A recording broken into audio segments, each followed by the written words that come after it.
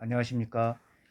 저는 인문계고등학교에서 영어를 지도하고 있는 현직 교사입니다. 올 8월에 정년을 맡고 있는데요. 왜 영어 교사인 제가 사주팔자를 공부하는지 궁금하죠? 아마도 제 사주팔자에 음, 이런 그 사주 공부 또는 뭐 철학 뭐 이런 공부를 할 수 있는 에너지가 있지 않을까 싶습니다. 예. 다음에 제 사주팔자를 소개할게요. 사실은 제 아이가 고등학교 1학년 때 문과 이과 계열을 정할 때였습니다.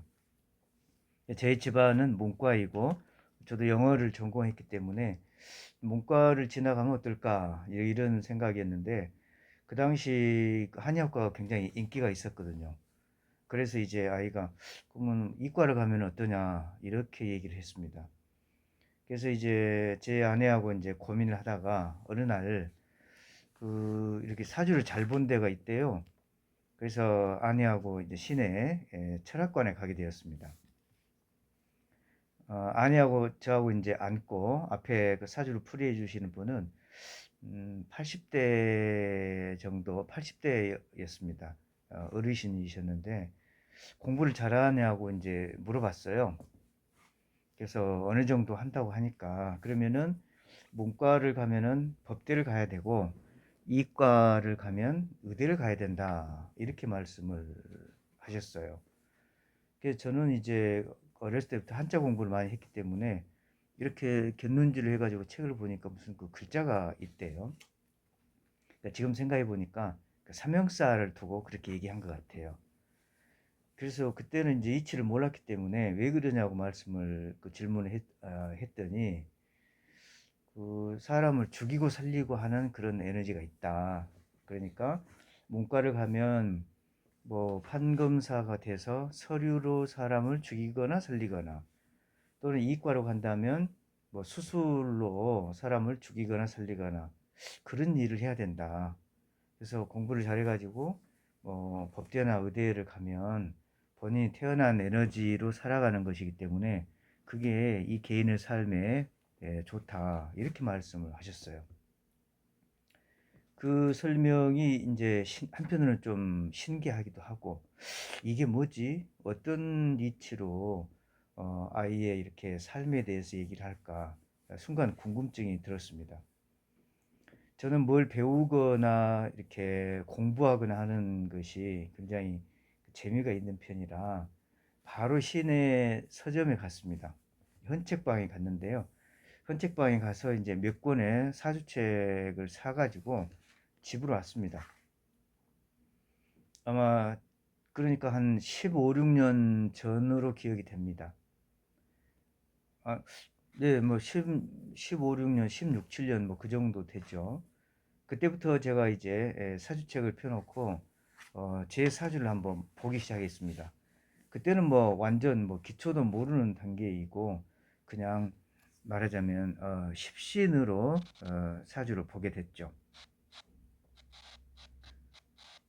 누구나 처음에는 십신으로 사주를 아마 공부를 할 겁니다. 뭐 비견급제, 뭐 식신상관, 정제편제, 뭐 정관, 편관, 뭐 편인, 정인 뭐 이런 십신으로 사주를 얼뜻 보게 됐는데 뭐 어떻게 보니까 좀 맞기도 하고 또 어떻게 보니까 좀 아니기도 하고 아무튼 그런 이론이 그 당시는 뭐 십신 이론밖에 없었기 때문에 저도 십신으로 사주를 제 사주를 보면서 아 이런 면이 있네 공부를 좀 더 하고 싶은 그런 생각이 많이 생겼습니다. 근데 그 당시는 제가 고3 담임이었고 또 뭐 학년 부장을 하고 그런 상황이었기 때문에 공부를 깊게 하지는 못했습니다. 공부를 하고 싶은 생각은 많았지만 그게 여건이 안 되었기 때문에 그냥 이제 한 몇 년은 보내고 제가 이제 3학년 담임이나 이런 거를 그만두고 1, 2학년 담임을 하면서 그러니까 한 10년 정도 9년 10년 전 정도 되는데 그때 자원 선생님을 만나게 되었습니다. 지금 제가 공부하고 있는 것도 자원 선생님이 이제 이론을 주도한 그 시공 명리학인데요. 제가 공부를 해보니까 아하, 이게 십신으로 사주를 공부하는 게 아니라 시공 명리학, 시간과 공간의 중요성을 생각을 하고 사주를 공부해야 되겠다, 이런 생각을 가지게 되었습니다. 그러니까 십신으로 사주를 보는데 한계를 많이 느꼈기 때문에 그 뒤로 자원 선생님을 뵙고 시공 명리학에 완전 빠지게 되었습니다. 그때 이제 1학년 강의를 녹음 방송으로 듣고 그 강의 전부를 필사를 했습니다. 아마 제가 1, 2, 3, 4학년 과정을 필사했기 때문에 뭐 몇천 페이지를 아마 필사를 했죠. 그 뒤로 학생들에게 제가 사주 상담을 시작했습니다. 아이들의 희망을 받아서 생년월일시를 정해오면 제가 이제 그거를 가지고 학생들의 성격 또는 성정, 또 학업에 대한 부분, 또 개인의 타고난 에너지와 진로, 뭐 이런 내용으로 개인당 10분, 15분 정도 시간을 할애해서 상담을 시작했습니다. 지금까지 상담한 학생은 한 10여 년 넘었으니까요. 한 2,000명 이상 상담을 했습니다. 제가 그 상담을 통해서 얻은 것은 이게 사주 8글자 속에 정말 많은 비밀이 담겨 있구나, 이걸 알게 되었습니다. 그러니까 이 판도라 상자를 제대로 읽기만 하면 그 개인이 태어나 죽을 때까지 그야말로 모든 정보를, 시시각각 변하는 정보를 알 수 있겠구나. 그래서 저는 점점 시공 명리학에 빠지게 되었습니다. 제가 정년을 이제 몇 개월 앞둔 지금 상황에서 제가 학생들에게 상담했던 경험이나 이런 것들을 많은 분들하고 공유하고 싶다, 이런 생각을 했습니다. 왜냐하면 제가 평생 교육에 몸담았기 때문에 이런 정보를 학생이나 또는 학부모님 또는 여러 선생님들과 공유를 해서 사주가 단순히 어떤 기륭을 판단하는 그런 것으로 쓰이는 것보다 아이들의 교육적인 어떤 목적을 위해서 쓰인다면 더할 나위 없겠다, 이런 결론에 이르러서 제가 지금까지 아이들하고 상담했던 여러 가지 경험들을 공유하기 위해서 유튜브 방송을 시작하게 되었습니다. 오늘이 4월 1일인데요. 오늘 수업 시간에 들어갔더니 아이들이 선생님, 이번 중간고사 시험 범위는 어떻게 되죠? 이렇게 질문했습니다. 아이들의 마음은 당연히 시험 성적에 있다고 해도 과언이 아니죠. 뭐 1학년은 이제 신입생이기 때문에 그렇지만 뭐 1, 2학년 할 것 없이 고등학교에서 내신 성적은 그야말로 대입의 성패를 가늠하기 때문에 뭐 1번도 성적, 2번도 성적, 3번도 성적이죠. 학부모 입장을 생각해 보면 경제적으로 학부모님이 많은 뒷받침을 해주죠. 학교 수업은 이제 뭐 학교에서 이루어지지만 학교 수업 후에 학원이라든지 또는 인터넷 강의 또는 뭐 과외 뭐 이런 부분에 대해서 어렸을 때부터 많이 투자를 하는데, 부모님들은 투자 대비 성적의 결과가 그렇게 신통치 않을 때 아마 뭐 대부분의 학생들이 그러지 않을까요? 그랬을 때 학생들에게 굉장히 부담을 주는 경우가 많습니다. 예. 그러니까 엄마 아빠는 이런 투자를 다 했는데 너는 그 성적이 뭐냐? 아이 입장에서는 할 말이 없죠. 물론 그 공부하는 과정에서 시간을 허투루 쓴다거나 집중하지 않는다거나 또 안 좋은 결과를 가져올 수밖에 없는 그런 과정이 있었다면 어쩔 수 없죠. 그러나 학생이 나름대로 최선을 다하고 또 학교로 보면 뭐 본수업 또는 보충 수업도 다 하고 또 저녁에 고등학교 같으면 10시까지 야간 자율학습도 다 하고 그렇게 성실하게 공부를 열심히 했지만 결과가 안 나오는 경우도, 좋지 않은 결과가 안 나오는 경우도 많이 있거든요. 그럼 과연 그런 경우를 어떻게 설명할 수 있을까? 반대로 수업 시간에 잠을 많이 자고 또 선생님하고 같이 수업한 게 아니라 그냥 수업 시간에 대충 보내고 그냥 본인이 알아서 하고 또는 뭐 이런저런 핑계를 대면서 빨리 뭐 정규 수업만 끝나면 집으로 가고 그랬는데 시험을 보면 좋은 점수나 좋은 등급을 받을 때 뭐 선생님 입장에서도 의아할 때가 많죠. 참 세상은 이상하다. 왜 저런 아이가 성적이 잘 나올까? 죽어라 공부하는 아이는 왜 성적이 이 정도밖에 안 나올까? 근데 그거를 그 비밀을 알아내기는 어렵죠. 사실은 뭐 알아낼 수가 없습니다. 학부모도 그렇고 뭐 선생님도 그렇고 본인도 그러죠. 그런데 제가 학생들과 상담을 10여 년간 하고 또 여러 가지 왜 성적이 안 나올까 이런 걸 분석하면서 아하 학생이 노력은 많이 했지만 성적이 안 나오는 나름대로 이유가 있다. 국어는 국어대로, 수학은 수학대로, 영어는 영어대로, 탐구는 탐구대로 다 교과별로 쓰이는 에너지가 다르다는 걸 알았습니다. 물론 전체적으로 모든 과목을 다 잘할 수 있는 뭐 수능에서 일일이 할 수 있는 그런 에너지, 그런 글자 이런 것도 파악을 했죠. 그래서 앞으로 제가 강의하는 영상을 충실히 듣고 또 뭐 반복 학습을 하신다면 학부모님들이 왜 우리 아이가 노력을 많이 했는데 결과가 적게 나오는지 이유를 또 아실 수 있고 선생님들도 마찬가지죠. 또 우리 아이가 왜 한 군데서 집중해서 공부하지 못하고 자리를 이동해서 하는지 또 한동안 이런저런 이유도 모르고 무조건 아이에게 꾸중을 했던 그런 선생님 또는 뭐 학부모 또는 뭐 본인 그들의 어떤 생각을 알 수 있을 것입니다. 자, 그러면 사주팔자란 뭘까? 사주팔자란 뭘까?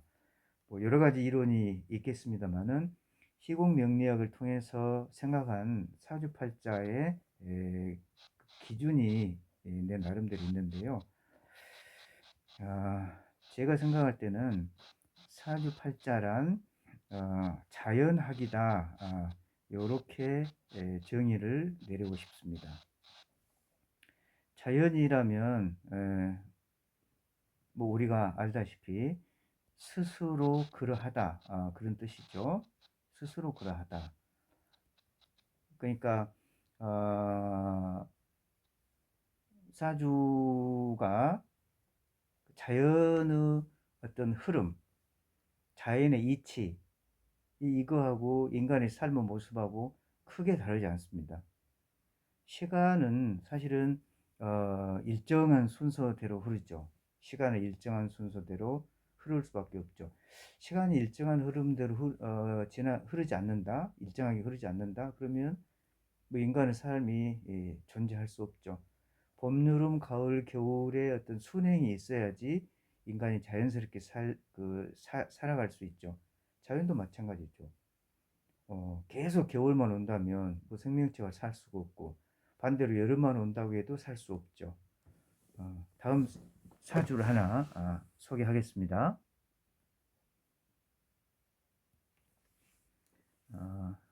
갑자,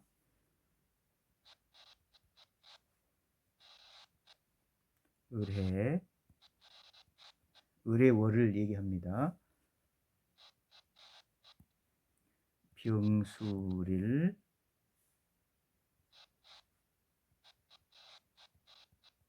정유시 이런 사주가 있습니다.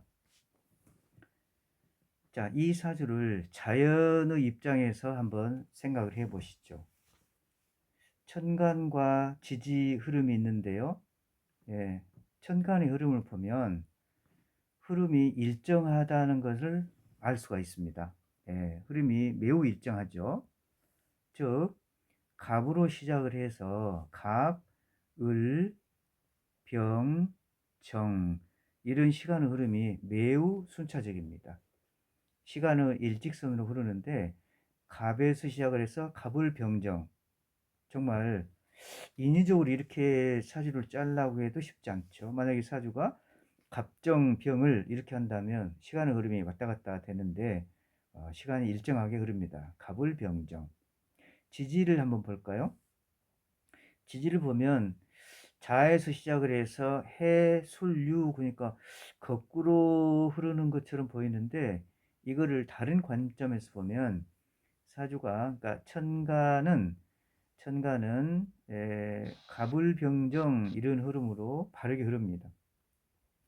지지 구조를 보면 시간에서, 그러니까 시에서 이게 연, 월, 일, 시, 그런데 시에서 연으로 흐르는 구조를 가지고 있습니다. 그게 무슨 의미가 되냐면요. 연이라고 하는 것은 이제 국가를 상징하는 궁이고, 월은 사회를 상징하는 궁이, 이것은 이제 개인이고, 이거는 뭐 자식이거나 자신의 미래를 상징하는 그런 궁이죠. 그런데 시에서 연으로 흐른다라고 하는 얘기는 뭐냐면 개인의 기운이 국가를 향해 간다는 얘기입니다. 이 얘기는 내 에너지를 국가 사회를 위해서 바치겠다, 이렇게 해석할 수도 있고, 또는 국가에서 내가 국가에 쓰임이 있는 사람이다, 이렇게 해석될 수도 있습니다. 그렇다면 이 에너지는 그야말로 천간과 지지 흐름이 전혀 그 시간이 뒤죽박죽이지 않고 매끄럽습니다. 제가 제 나름대로 많은 사주를 접했는데요. 이렇게 구조가 천간과 지지 흐름이 그 일관되게 흐르는 사주를 본 적이 없습니다. 물론 사주를 분석하는 여러 가지 기준 중에 시공명리학에서 강조하는 것은 월지의 흐름을 굉장히 크게 강조합니다. 월지.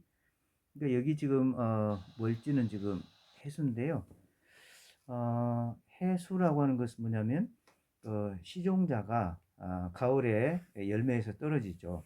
그럼 그 시종자가 다시 새롭게 이제 태어나야 되죠. 그럴 때 말하자면 이 유금이라고 하는 시종자가 정화의 열기를 통해서 해수에 발화돼서 관목을 얻는, 그런 구조입니다. 그래서 물론 어찌 보면 여기 연간에 정유가 이렇게 있었다면 얼른 생각할 때 유금이 자수에 풀리구나, 이렇게 생각할 수 있는데 시주에 정유가 있습니다. 그러면 이 시주를 이렇게 이동을 이렇게 해보면 이 병술이 나라고 가정했을 때 을해가 부모, 갑자가 조부모, 그 다음에 정유가 나의, 그러니까 조부모의 아버지가 되죠. 나의 더 위의 조상이 되죠. 그렇게도 해석이 될 수 있습니다. 자, 결론적으로 이 사주를 보면 천간과 지지 흐름이 아주 바른데요.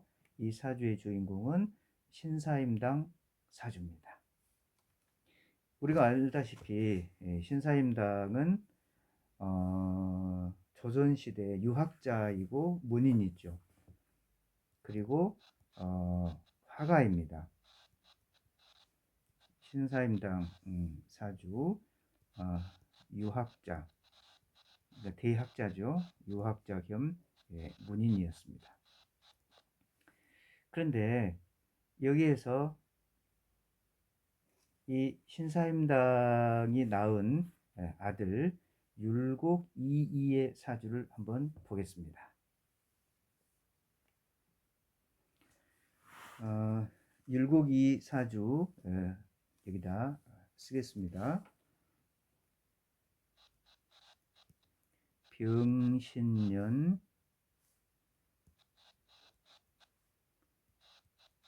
신축월 정미일 이민시, 자 이렇게 사주 구성이 되어 있습니다. 자, 이 사주를 제가 이제 선택한 이유는 처음으로 돌아가서 학생들이 열심히 공부를 했는데도 성적이 오르지 않을 때 다른 분명한 이유가 있을 것입니다.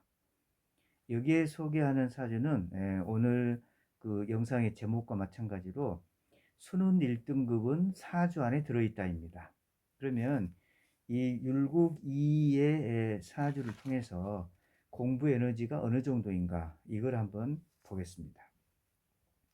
아시다시피 율곡이는 9번의 자원급제를 했습니다.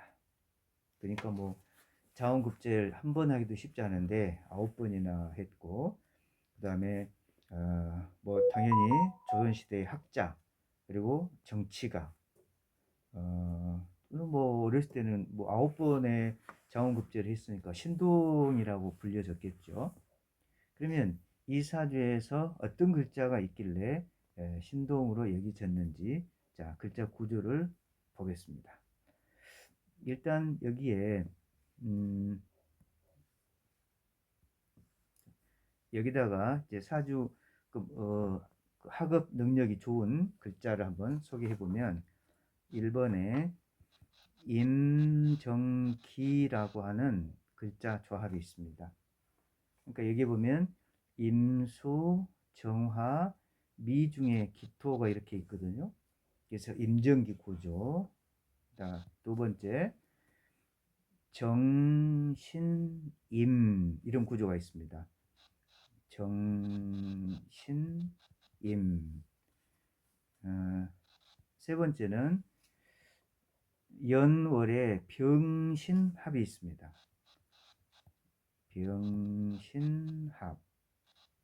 네 번째 정임합이 있습니다.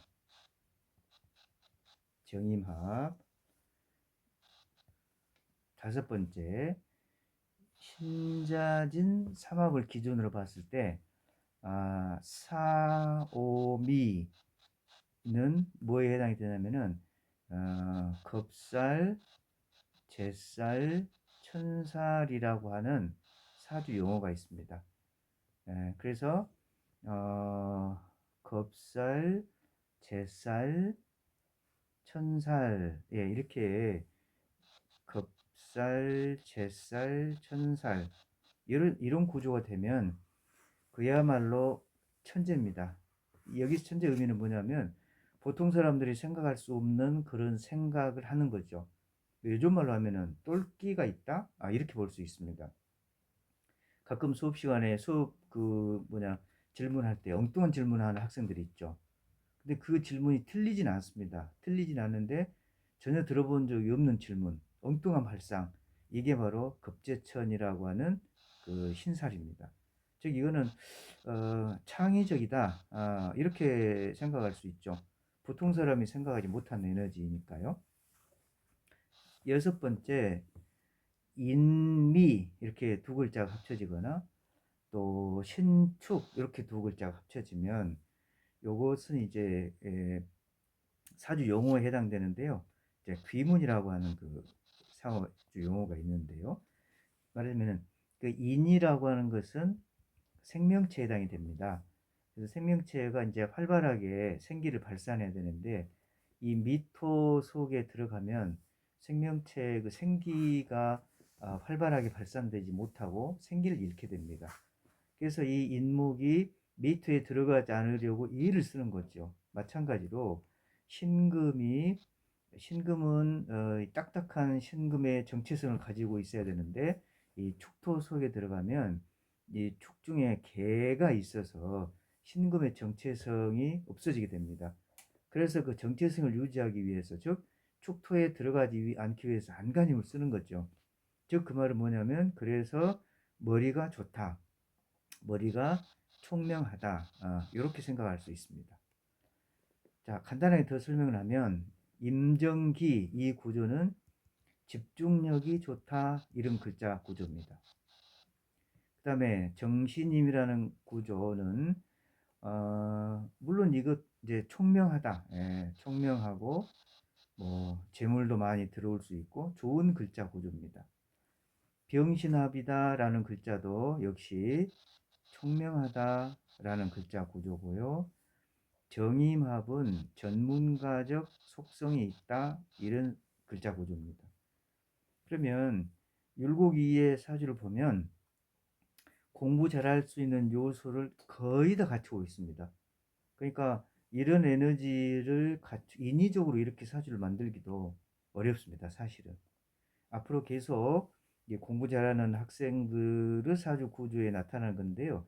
딱 이렇게 그냥 외워도 좋습니다. 물론 나중에 이론을 설명하겠지만 임정기, 집중력이 있다.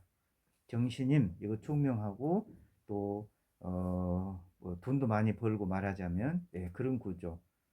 사주 그 꼴이 좋은 것이죠. 병신합 이렇게 되면 이게 총명하네.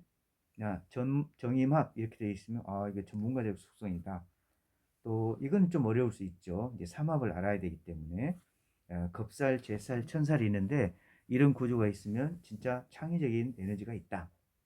그 다음에 인미라든지 또 신축이라든지 여기에 빠져 있지만 사술이라든지 또 해진 구조라든지 이런 구조들, 이런 구조들이 있어도 공부를 잘하는 그런 사주 구조가 됩니다.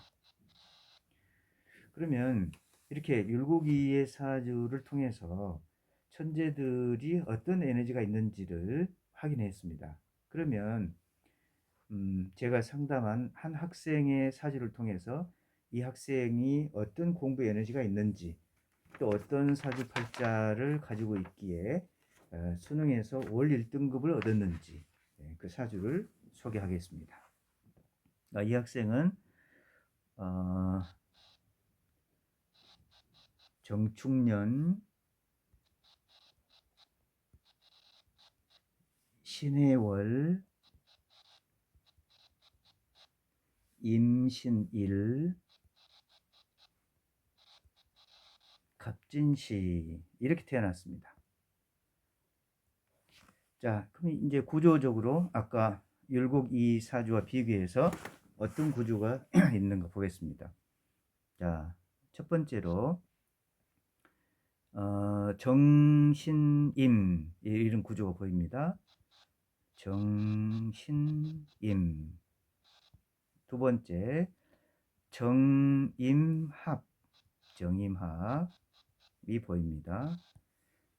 자, 세 번째 여기 보면 통으로 이 신해라고 하는 간지가 보이죠. 신해.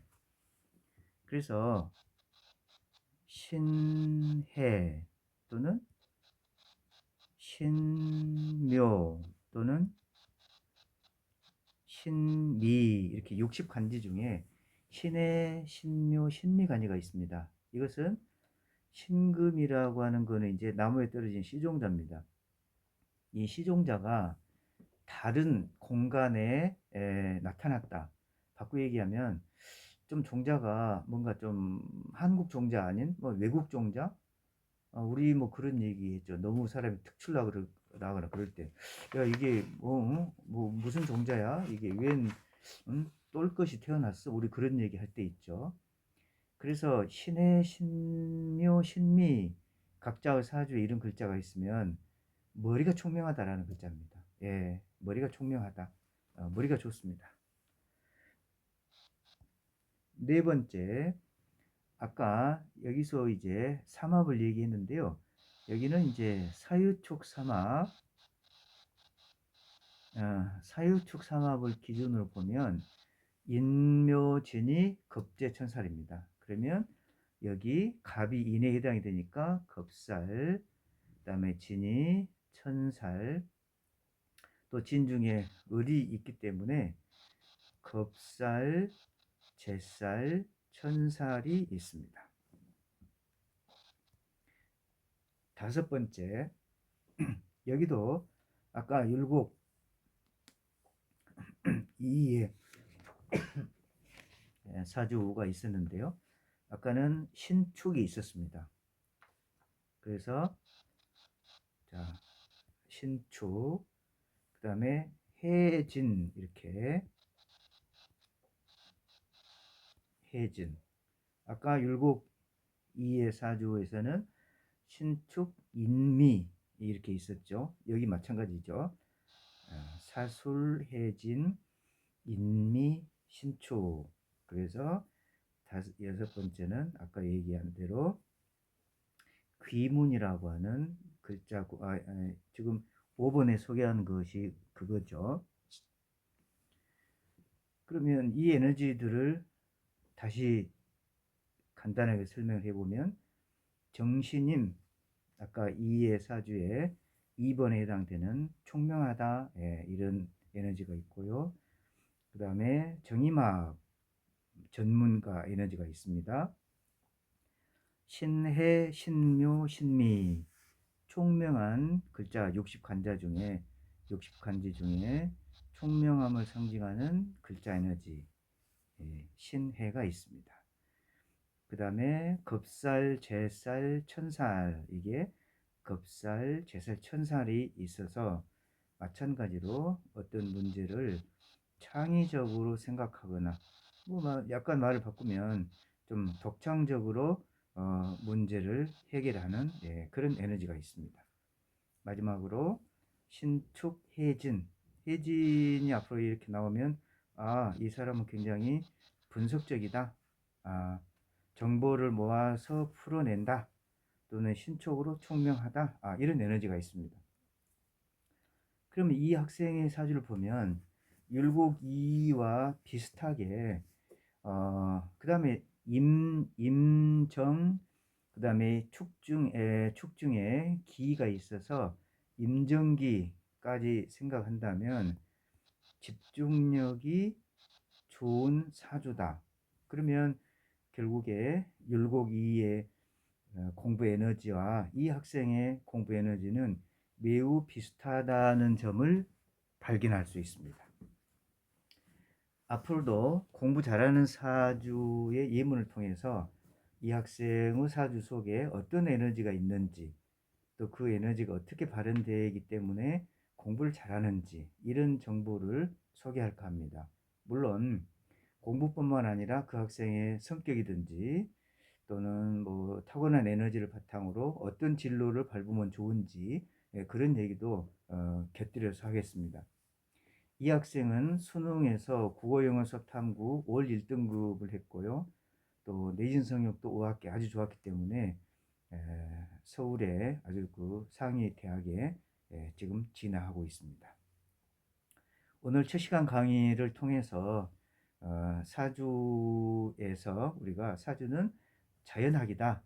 그래서 사주를 이해하는 여러 방법이 있겠지만, 사주 글자의 흐름이, 천간과 지지 흐름이 좋은지, 좋으면 그야말로 평탄한 삶이 있을 거고, 구조가 시간 흐름이 뒤죽박죽이면 그 뒤죽박죽에 해당되는 그 지점에서 뭔가 삶의 왜곡이 일어난다, 이런 말씀을 드리고 싶고요.